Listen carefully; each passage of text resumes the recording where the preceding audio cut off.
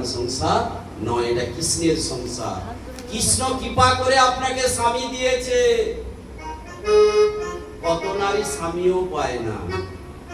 কৃষ্ণ কৃপা করে আপনাকে পুত্র দিয়েছে, কন্যা দিয়েছে, শ্বশুর দিয়েছে, শাশুড়ি দিয়েছে।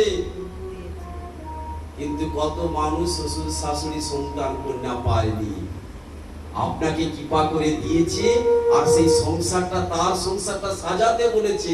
আপনি ওই সংসারের দায়িত্ব দিয়েছে কৃষ্ণ আপনাকে। আপনি কৃষ্ণের সংসার করছেন দায়িত্ব পালনের জন্য। আপনার দায়িত্ব যেদিন ফুরিয়ে যাবে, তারা সবাই থেকে যাবে সংসারে, আপনাকে সংসার থেকে চলে যেতে হবে। তাহলে আপনার সংসার কি করে বললেন? আপনি তো সবাইকে নিয়ে যেতে পারবেন না। তাহলে কৃষ্ণের সংসার আপনি দায়িত্ব করতে এসেছেন। তাহলে তার যখন সংসার, তাহলে আপনি তার চাকর, তিনি মালিক, কিন্তু তার চাকর আপনি। এটা আপনি নিজে নিজে কোনোদিনই স্বীকার করেননি। আর স্বীকার না করার কারণে আপনাকে সংসার জীবনে দুঃখ পেতে হচ্ছে। জীব নিত্য কৃষ্ণ দাস ইহা ভুলি গেলা, সেই কারণে মায়া পিশাচি গলায় বাঁধিলা।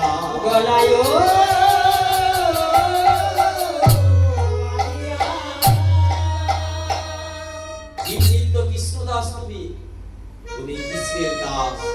তাহলে দাসের কর্তব্য কি? তুমি যদি চাকর হও, দাস হও, তাহলে দাসের কর্তব্য কি? প্রভুর সেবা করা, প্রভুর কথা শোনা। আপনি যদি কারো বাড়ি চাকর হয়, আমরা যে চাকরি বাকরি কেউ করি, নিজের ইচ্ছা মতো কাজ করতে পারি? মালিক আছে, মালিক যা বলবে তাই করতে হবে। তার মানে আমি মালিকের দাস। মালিক যা বলবে, নিজের ইচ্ছা মতো তো কাজ করতে পারি না। মালিক যেমন যেমন বলবে তেমন করব। আর যদি মালিকের কথা না শুনি, আপনার চাকরি থাকবে, আর চাকরি থাকবে না মানে টাকাও পাবে না। তার মানে আপনার বাড়িতে সংসারে দুঃখ নেমে এলো। তাহলে আপনি যদি কৃষ্ণের দাস হন আর কৃষ্ণের কথা মতো যদি না চলেন, তাহলে কৃষ্ণ আপনাকে চাকর রাখবে কেন? তাহলে তার চাকরি থেকে আপনাকে দূরীভূত করে দেবে। তখনই আপনার সংসারে দুঃখ সুখ। কৃষ্ণ তার চাকরি থেকে আপনাকে বরখাস্ত করে দিল, আমি ওকে দাস নেব না। ও কি করে? ও তো প্রভু বলে আমাকে মানছেই না। তাহলে প্রভু বলে যেহেতু মানছে না, তাহলে ওকে চাকরিতেও রাখবো না। যখনই চাকরিতে রাখলো না, ভক্ত বলে স্বীকার করলো না, দাস বলে স্বীকার করলো না, তখনই আপনি কি করলেন? ভগবানের বহিরঙ্গা শক্তি মায়া চাপটে ধরল। তখনই আপনি তিতাব জ্বালায় কষ্ট পেতে শুরু করবেন। তিতাব জ্বালায় সেদিন কষ্ট পাবে না যেদিন কৃষ্ণের চরণ ধরবেন। অনেকে বলছে বহু লোক তো ধরে, কোথায় কষ্ট হয়? ধরার মতো ধরেনি। অনেক সময় বলেছি আমরা শরীর দিয়ে করছি, প্রকৃত ভক্তি হচ্ছে না। কৃষ্ণ সূর্য সম, মায়া হলো অন্ধকার। যাহা কৃষ্ণ তাহা নাহি মায়ার অধিকার।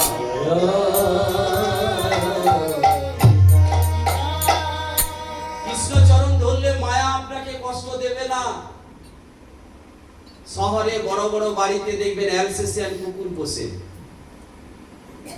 ওই অ্যালসেশিয়ান কুকুর ওই বাড়ির সামনে সব সময় ঘেউ ঘেউ করে।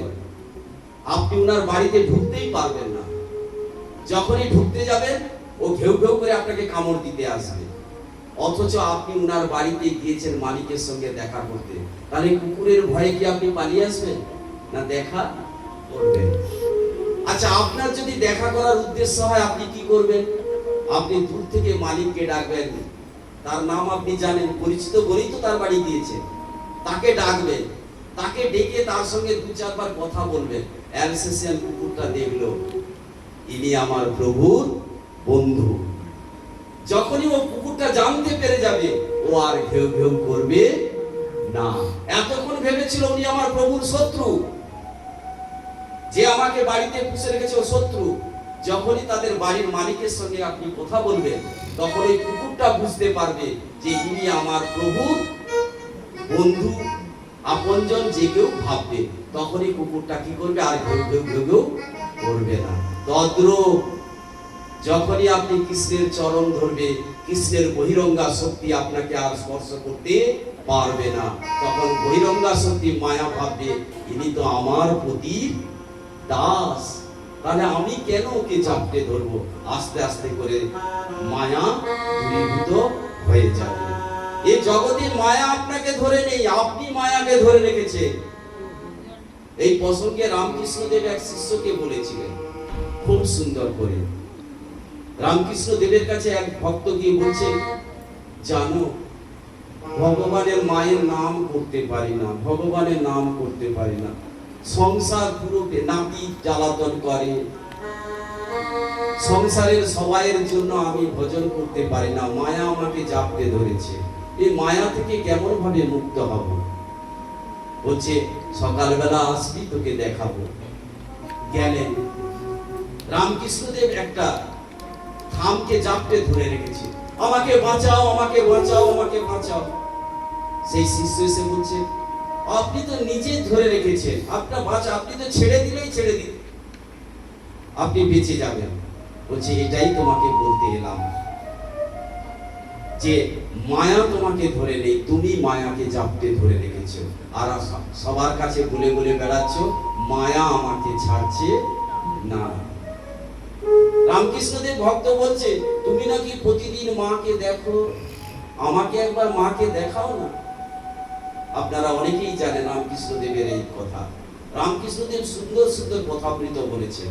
রামকৃষ্ণদেবের কাছে যখন এসে বললেন মাকে দেখবি, সকালবেলা আসবে, কি বলেছিলেন, গঙ্গায় চল। কি করেছিলেন, গঙ্গায় জাপটে ধরে রেখেছিল, ডুব দে মাকে দেখতে পাবি। ডুব দিলেন, রামকৃষ্ণদেব জাপটে ধরে রেখেছে।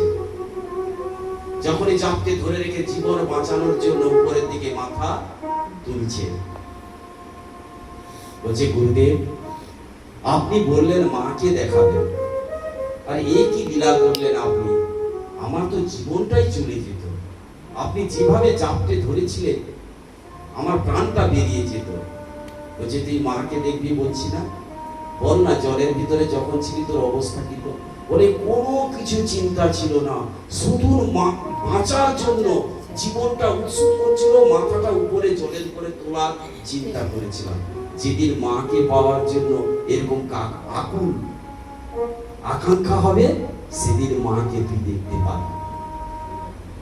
সমস্ত চিন্তা ভাবনা বাঁচার জন্য যেমন ভাবে চিন্তা করেছিলি, ওই দিন মাকে পাওয়ার জন্য যেদিন আকুল হবি, সেদিন মাকে তুই দেখতে পাবি।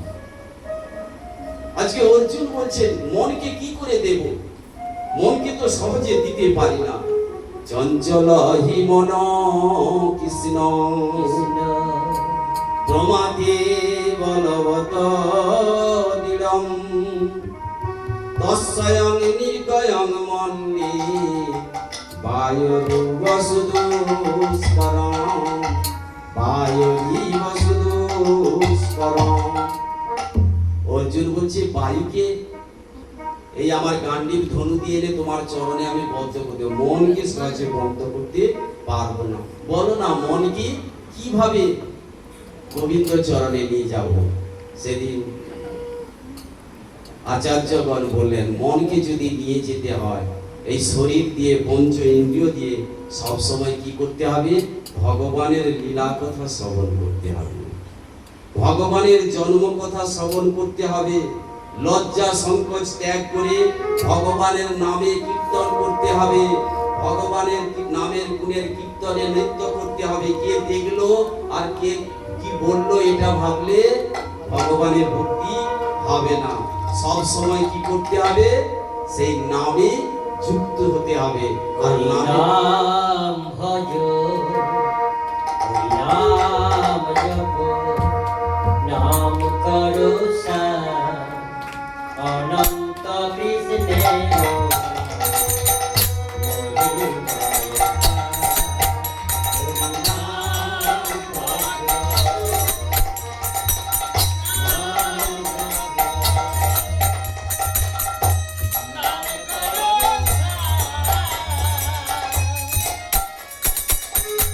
অনন্ত শ্রী কৃষ্ণের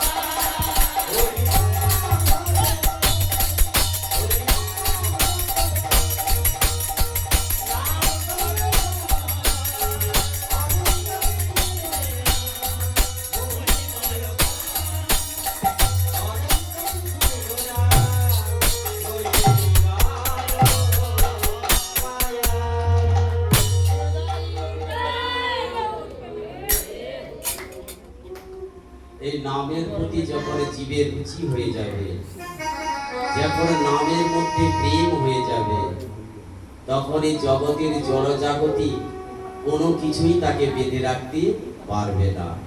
রূপ গোস্বামী, সনাতন গোস্বামী কত বড় চাকরি করতেন, বেঁধে রাখতে পেরেছে? মীরাবাই কত বড় পরিবারে বিবাহ হয়েছিল, জমিদার পরিবারে, বেঁধে রাখতে পেরেছে? বেঁধে রাখতে পারেনি। তার দেওর তাকে বিষ খাওয়াতে চেষ্টা করলো, কিন্তু তিনি বললেন, হে প্রভু, আমাকে যদি বিষও দেয় আমার দেওর, কিন্তু বিষকে প্রসাদ বলে দিচ্ছে, তুমি কৃপাময় ভগবান, তোমার ভক্তকে যদি তুমি বিষ খাওয়াতে চাও তাই খাবো, আমি খাচ্ছি। বিষকে কি করে দিলেন? ভগবান স্বয়ং কি করলেন? অমৃত করে দিলেন। সেই জন্য আমাদের সবসময় কি করতে হয়? যে কোনো সেবা গ্রহণ করলে ভগবানকে অর্পণ করে খেতে হয়। কারণ বিজ্ঞান বলেছে, যদি কেউ বেগুন তোলে বা কোনো কিছু বিক্রি করে, সে যদি সেই কর্মটা করতে করতে, বেগুন তুলতে তুলতে তমগুণী প্রকাশ করছে, অনেক গালাগাল দিচ্ছে কোনো কিছু, তার মধ্যে নেগেটিভ এনার্জি প্রবেশ করে। সমস্ত কিছু নেগেটিভ এনার্জি প্রবেশ করবে।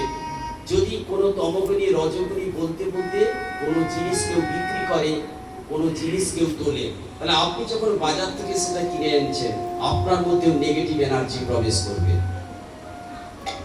কিন্তু আপনি যখন ভগবানকে আগে দিয়ে দিলেন, ভগবান তার ভক্তকে নেগেটিভ এনার্জি দেবে না।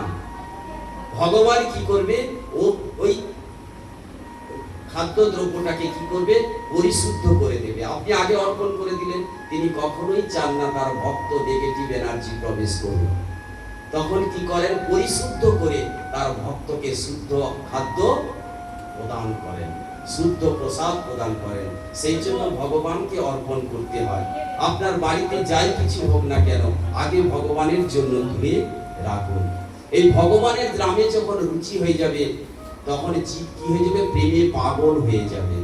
মীরাবাইকেও বেঁধে রাখতে পারেনি, তিনি রাস্তায় রাস্তায় করে বেরিয়েছেন। কি, হে মোর গিরিধারী গোপাল, তুমি কোথায়, তুমি কোথায়?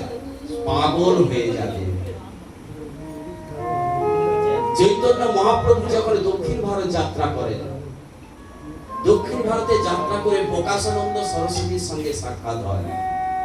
প্রকাশানন্দ সরস্বতী চৈতন্য মহাপ্রভুকে বললেন, হে চৈতন্য, তুমিও যার শিষ্য, আমিও তার শিষ্য। তুমি তো শাস্ত্র বেদ নিয়ে সবসময় অধ্যয়ন করবে, তুমি ভগবানের নাম করতে করতে পাগলের মতো সবসময় নৃত্য করতে থাকো কেন? কখনো কাঁদো, কখনো হাসো, কখনো নৃত্য করো, এর দ্বারা কি ভজন হয়? এটা কি আপনি সঠিক করছেন? তখন মহাপ্রভু সেই প্রকাশানন্দ সরস্বতীকে বলছেন, শোনো প্রকাশানন্দ সরস্বতী, প্রভু কয়ে শুনসিপাদ ইহার কারণ, গুরু মোরে মূর্খ দেখি করিল শাসন। চৈতন্য মহাপ্রভু প্রকাশানন্দ সরস্বতীকে বলছেন, জানো, আমাকে গুরুদেবের কাছে আমি বেদ জ্ঞান নিতেই গিয়েছিলাম, গুরুদেব আমাকে শাসন করো। মূর্খ কোথাকার, বেদে তোর অধিকার নেই, তুই বেদ পড়তে এসেছিস। মূর্খ তুমি, তোমার নাহি বেদান্তে অধিকার। কৃষ্ণ মন্ত্র জপ সদা এই বেদ সার।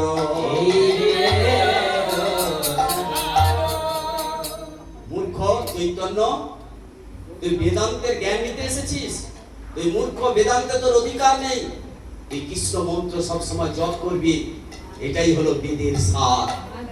মহাপ্রভু যেটা দিতে এলেন ওটা কি? বেদের সার। সার মন্ত্র তুমি সবসময় কৃষ্ণ মন্ত্র জপ করবে, তাতেই তোমার উদ্ধার হয়ে যাবে।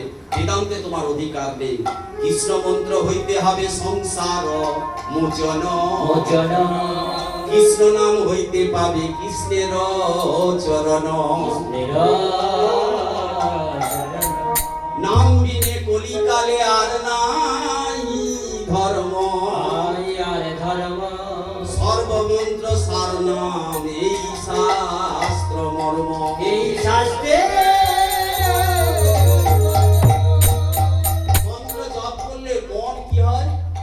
বসে হবে। এই যে চঞ্চল মন, এই জন্য গুরুদেব নামের মালা হাতে ধরিয়ে দেন। কেন? নাম জপ করতে করতে নামের রুচি হবে। একদিন নাম ছাড়লেও নাম তোমাকে ছাড়বে না। দেবের কোনো মানুষ অনেক গালাগাল দেয়, ও কোথায় কোথায় এমন মুখ দিয়ে বের করে, ওকে যদি বলেন তুমি খারাপ কথাটা বলবে, কখন বললাম? ও শরীর দিয়ে বলে না, মন থেকে বলে না, ওর জিহা অভ্যাস করে নিয়েছে। জিহাকে অভ্যাস করাতে হবে কৃষ্ণ নামে। আপনি না করতে চাইলেও ঘুমের মধ্যেও আপনি কৃষ্ণকে ডাকবেন। বাচ্চা ছেলেরা দিনের বেলা যা খেলে, রাতের মধ্যে স্বপ্নের মধ্যেও তাই